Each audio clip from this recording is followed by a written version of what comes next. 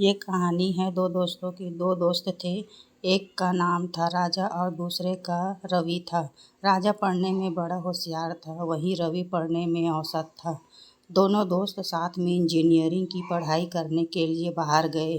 कुछ समय बाद दोनों दोस्तों ने अपना वास्तुकार काम शुरू किया। राजा को पढ़ने में अच्छा था, बड़ी अच्छी अच्छी बिल्डिंग बनाने लगता है। राजा के द्वारा बनाई गई बिल्डिंग्स बड़ी ही सुंदर और सभी छोटी छोटी चीज़ों का अच्छे से ख्याल रख कर बनाई हुई होती है। वहीं दूसरी तरफ रवि की बिल्डिंग देखने में कुछ खास नहीं होती थी और रवि की बिल्डिंग में छोटी छोटी बारीक चीज़ों का भी ख्याल रखा नहीं जाता था।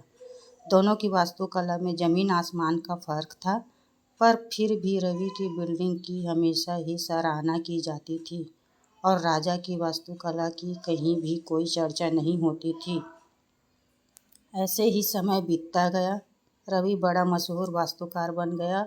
वहीं दूसरी ओर राजा जो सुंदर और मजबूत बिल्डिंग बनाता था, मशहूर नहीं हो पाया।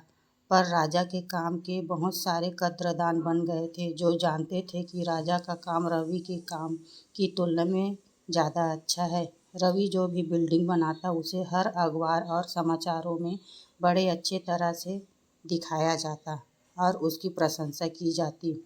रवि का काम लोगों को काम पसंद आता, पर समाचार में प्रशंसा करने वाले रवि की ही तारीफ करने न थकते। वही राजा के काम को लोग पसंद करते थे। समय के साथ अब राजा मशहूर होने लगता है, वहीं रवि की लोकप्रियता कम होने लगती है। रवि के द्वारा बनाई गई बिल्डिंग को लोग खरीदना बंद कर देते हैं और एक नए वास्तुकार जिसका नाम दहूजा था, उसकी बिल्डिंग्स की तारीफ करते लगते हैं। हालांकि दहूजा का काम भी किसी भी प्रकार से रवि से अच्छा नहीं था।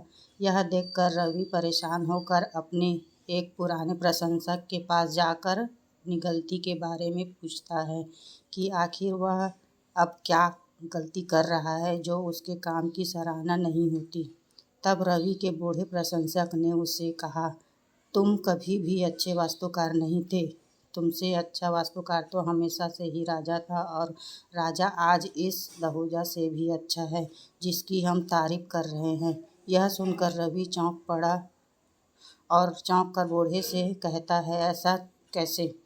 तब बूढ़ा उनसे कहता है, हम लोग हमेशा से राजा की काबिलियत को जानते थे, पर हमने अपनी बातों से तुम्हें बड़ा बनाया ताकि तुम हमेशा हमारे कृतज्ञ रहो और हमारे एहसानों में दबे रहो।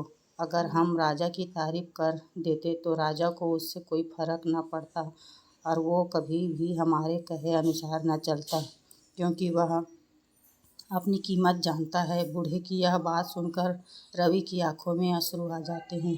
हमें इस कहानी से यह सीख मिलती है कि हमें किसी की काबिलियत को अनदेखा नहीं करना चाहिए, हमेशा उसके काम को सराहना चाहिए।